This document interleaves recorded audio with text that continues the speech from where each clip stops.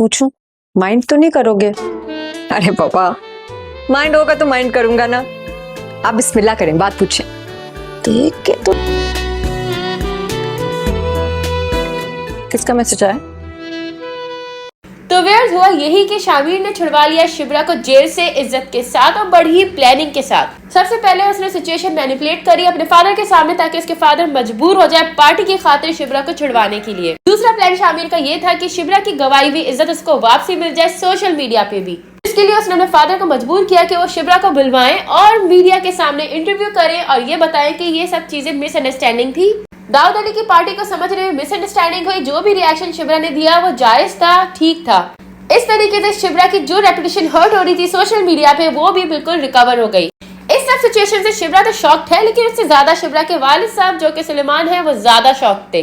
उनको इस बात पे बिल्कुल यकीन आ गया कि वाकई में फजल बख्श कोई मौलाई है, कोई दीनदार बंदा है। और फजल बख्श जिनका रेफरेंस देता है मुर्शिद साई का, वो भी कोई बेहतरीन बंदे हैं जो कि कुछ भी कर सकते हैं। अल्लाह से उनका ताल्लुक बहुत गहरा है।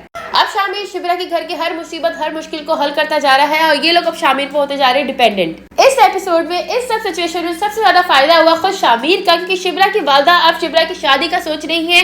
और जब सुलेमान ने पूछा कि कोई लड़का तुम्हारी नजर में है तो उन्होंने नाम लिया है शामिर का, जो कि अभी आपको एपिसोड में नहीं डिस्क्लोज किया गया है। आने वाले नेक्स्ट एपिसोड में आप देखेंगे कि शिब्रा की वालदा चाहती है कि फजल बख्श से शिब्रा की शादी हो जाए, क्योंकि वो बहुत नेक है, ख्याल करता है और उसके जो भी मुर्शिद साई हैं उसके सारे मसले हल कर देते हैं। सलमान सिकंदर की डिमांड एक खुददार दामादी था, जो कि फजल बख्श खुददार बंदा है, लेकिन सारा मसला यहाँ पर आ गया कि फजल बख्श एक बिल्कुल ही अनपढ़ जाहिल है। उसके पास कोई वर्थफुल एजुकेशन नहीं है, कोई प्रॉपर डिग्री नहीं है। फजल बख्श को कंसीडर ना करने की सलमान सिकंदर के पास वाहिद एक ये वजह होगी। दूसरी तरफ सकैना अपना रोल बहुत बेहतरीन प्ले कर रही है। वो माइंड बना रही है शिब्रा का कि वो फजल बख्श के हवाले से सोचे फजल बख्श कितना केयरिंग है, उसने शिब्रा की कितनी मदद करी, कितना सिंसियर है।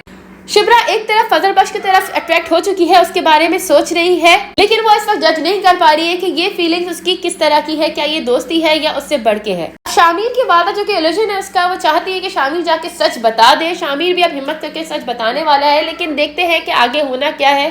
सब सच जानने के बाद शिब्रा की फैमिली की तरफ से नेगेटिव रिएक्शन तो बनता ही है, क्योंकि सबसे बड़ी चीज ये है कि शामिर ने झूठ बोला, अपनी आइडेंटिटी छुपाई और झूठ बोल के उनकी फैमिली में घुसा। सिर्फ इस झूठ के अलावा बाकी झूठ उसके एक्सेप्ट हो जाएंगे। वो उसकी कंडीशन को, सिचुएशन को समझेंगे और इस बात पे भी इत्तेफाक करेंगे कि शामिर अपने बाप जैसा नहीं है, क्योंकि ऑलरेडी शामिर की वालदा जुबैदा की रेपुटेशन बहुत अच्छी है।